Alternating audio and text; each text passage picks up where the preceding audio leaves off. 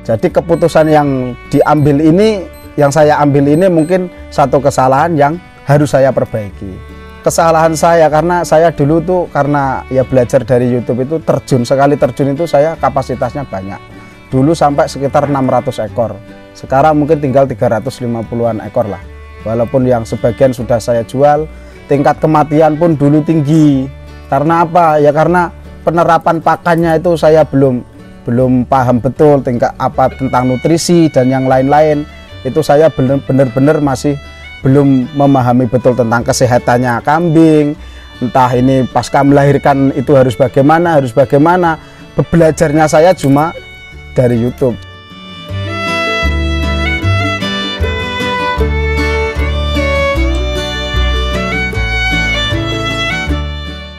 Assalamualaikum warahmatullahi wabarakatuh. Saya Mas Santo. Di sini saya hanya ingin bercerita dan berbagi pengalaman saya tentang peternakan kambing. Dalam hal ini itu modal bukanlah satu hal yang utama. Banyaknya modal itu tidak menjamin untuk kesuksesan dalam beternak. Karena pengalaman itu mungkin titik awal untuk kita mau melakukan peternakan lah, istilahnya mau beternak.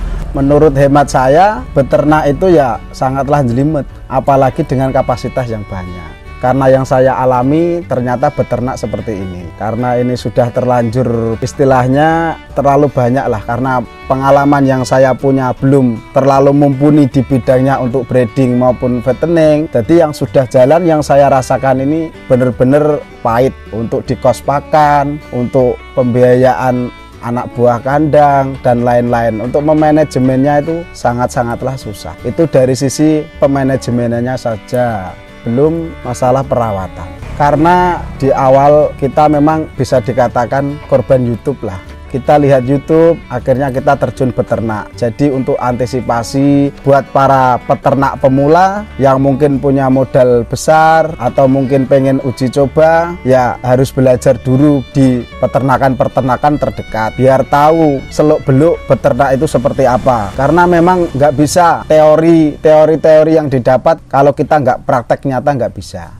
Karena saya mengalami sendiri sangat-sangatlah susah, karena banyak faktor yang harus kita pahami dulu baru kita terjun ke yang banyak. Mungkin banyak petani-petani yang sudah beternak hanya sekedar diumbar dan lain-lain, ya mungkin karena untuk mengisi kekosongan waktu saja. Untuk beternak kan satu hal harus cinta, harus suka dulu sama yang mau kita ternak. Seperti halnya saya, dulu saya juga suka kambing, makanya saya berternak kambing. Ya mungkin kesalahan saya dengan mungkin adanya sedikit uang, ya kapasitas mungkin terlalu banyak, disinilah letak kesalahan. Jadi untuk para pemula yang mau beternak, tolong jangan seperti saya. Harus ya minim lah, pokoknya meminimalisir, ya jangan sampai seperti saya. Di YouTube itu baik, ya memang di YouTube itu baik untuk memotivasi orang berternak itu baik. Tapi nggak bisa langsung kita ulu mentah, kasarnya orang Jawa ngomong, nggak bisa diulu mentah apa yang ilmu dari YouTube yang kita dapat itu nggak bisa. Karena apa? Prakteknya nyata itu banyak kok di YouTube yang sukses juga nggak kurang, yang gagal juga nggak kurang. Lah dari situ berarti kan ada celah di mana orang itu harus belajar benar-benar memahami. Jangan sampai kejadian yang saya alami ini dirasakan sama peternak-peternak pemula yang baru ataupun yang sudah berjalan. Jangan sampai seperti ini. Karena apa? Untuk pakan dan yang lain-lain kita itu nggak pernah kekurangan. Kita swasembada pakan itu banyak banget. Tapi nyatanya untuk penerapan itu nggak semudah yang seperti saya bayangkan dulu. Untuk rumput, untuk pakan dan yang lain-lain itu kita tersedia full, nggak pernah kekurangan. Tapi nyatanya yang saya rasakan kurang berhasil. Ya mungkin belum lah. Ini tahap proses yang saya alami untuk menuju ke situ. Jadi saya menerangkan ini untuk peternak-peternak yang awal, ya harus memang benar-benar belajar dulu. Baru terjun beternak. Entah mau uji coba 5 atau 10 ekor, terserah, itu mah privasi masing-masing. Jadi keputusan yang diambil ini, yang saya ambil ini mungkin satu kesalahan yang harus saya perbaiki. Kesalahan saya karena saya dulu tuh karena ya belajar dari YouTube itu sekali terjun itu saya kapasitasnya banyak. Dulu sampai sekitar 600 ekor. Sekarang mungkin tinggal 350-an ekor lah. Walaupun yang sebagian sudah saya jual, tingkat kematian pun dulu tinggi. Karena apa? Ya karena penerapan pakannya itu saya belum paham betul tingkat apa tentang nutrisi dan yang lain-lain. Itu saya benar-benar masih belum memahami betul tentang kesehatannya kambing. Entah ini pasca melahirkan itu harus bagaimana. Belajarnya saya cuma dari YouTube. Jadi ya memang kesalahan fatal itulah yang jangan orang yang pengen berternak atau sahabat-sahabat ternak yang pengen mula berternak, jangan seperti saya. Harus benar-benar dipahami. Jangan terburu nafsu dengan kapasitas dan yang lain-lain, jangan. Walaupun punya uang banyak, kalau berburu ke kapasitas, kalau kita nggak bisa mengelolanya, ya sama saja. Sama-sama bunuh diri, bisa dikatakan hancur. Jadi harus step by step, ya 5 ekor, 10 ekor. Kalau memang kita bisa memaksimalkan dengan jumlah yang ada, dan kita sudah punya pengalaman dari 5 sampai 10 ekor itu, baru kita kembangkan dan kita benar-benar tahu bahwa ini kambing seperti apa, ini harus dibagaimana. Lah itu harus benar-benar teliti di titik itu. Nah, kalau tidak, fatal nanti akibatnya. Tingkat kematiannya tinggi. Dulu di sini hampir setiap hari 1-2 ekor itu mati. Penyebabnya apa? Ya penyakit, mungkin karena apa? Tiba-tiba kaki kaku, tiba-tiba lemes. Banyaklah faktor-faktor itu ya. Dari titik itu kita yang belum peka memahami kambing 1, kambing 2, oh ternyata ini butuh obat ini, kita yang belum paham. Kita otodidak belajar dari YouTube dan penerapannya seperti ini, bisa dikatakan kita ini gagal lah. Dan satu lagi, untuk memulai beternak, istilahnya kita mau merawat apa? Kita lihat dulu pasar. Misalnya kayak saya ini di wilayah Bojonegoro, pasar kita itu domba gibas biasa, dan condongnya orang daerah Bojonegoro dan sekitarnya ini itu ditanduk.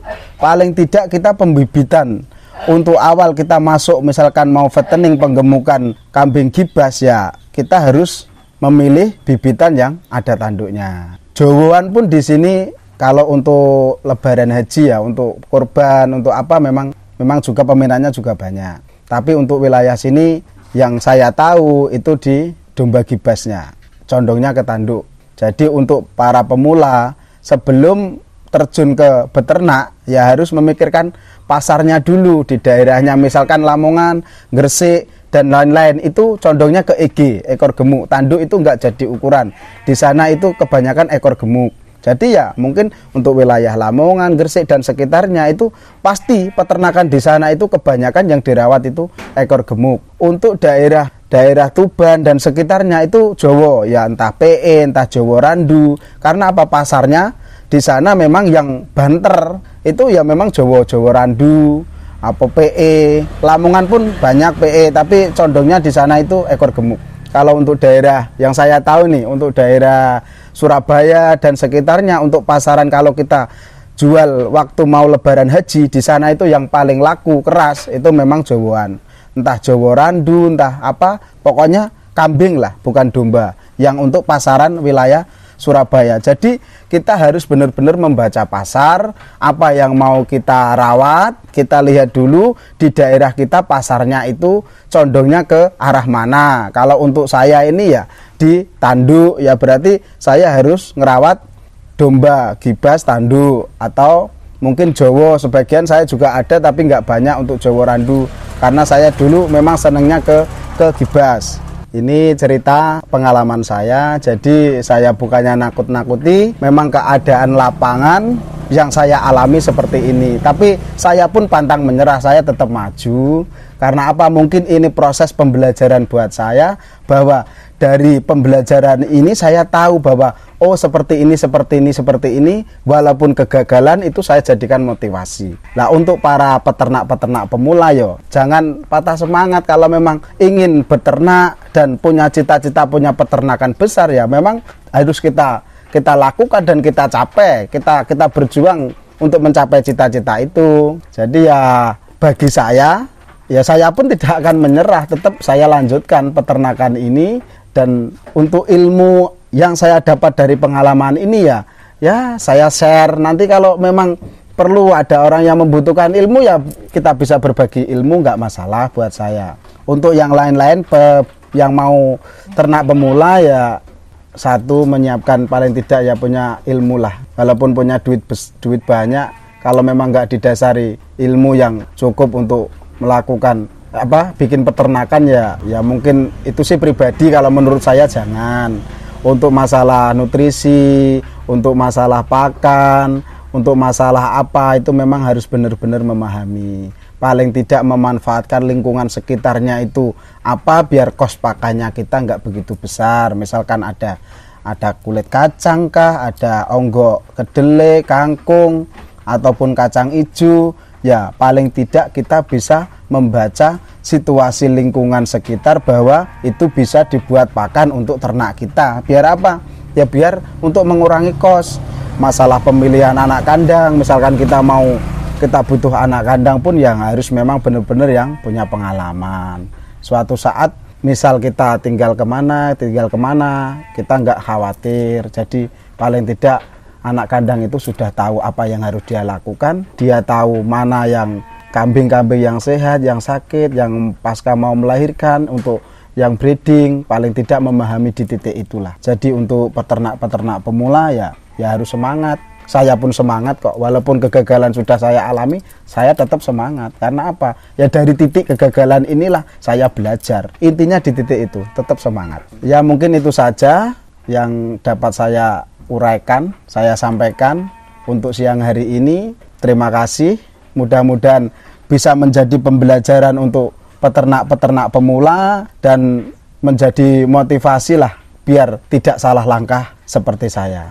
Tidak gerusa-gerusu, walaupun punya uang besar, walaupun ya cukup segalanya lah. Paling tidak ya yang saya sebutkan tadi bisa dijadikan acuan. Terima kasih. Wassalamualaikum warahmatullahi wabarakatuh.